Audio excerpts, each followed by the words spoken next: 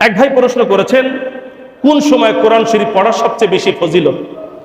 উত্তর হলো, কোরআন শরীফের উত্তম সময় হলো রাতের যে কোনো অংশে। রাতের যে কোনো অংশে, দিনে কোরআন শরীফ যখন ইচ্ছা পড়তে পারেন, দিনে পড়তে পারেন, রাতে পড়তে পারেন, কিন্তু সবচেয়ে উত্তম সময় হলো রাতে। কারণ আল্লাহ তাআলা কোরআনে বলছেন, ইয়াতলুনা আয়াতিল্লাহ আনা আল-লাইলি ওয়া হুম ইয়াসজুদুন, যারা রাতে তিলাওয়াত করে এবং সিজদারত থাকে তাদের আল্লাহ তাআলা প্রশংসা করেছেন।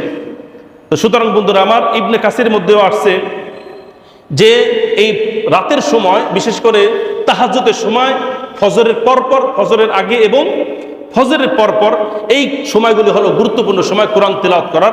কারণ এই সময় যখন বান্দা কোরআন তিলাওয়াত করে তখন ফেরেশতারা উপস্থিত হয়ে যায়। তাহলে বন্ধুরা আমার, কোন সময় কোরআন তিলাওয়াত করা সবচেয়ে ফজিলতপূর্ণ কাজ? রাত, শেষ রাত অথবা একেবারে ফজরের সময়। কারণ আল্লাহ তাআলা বলেন, ইন্না কুরআনাল ফাজরি কানা মাশহুদা,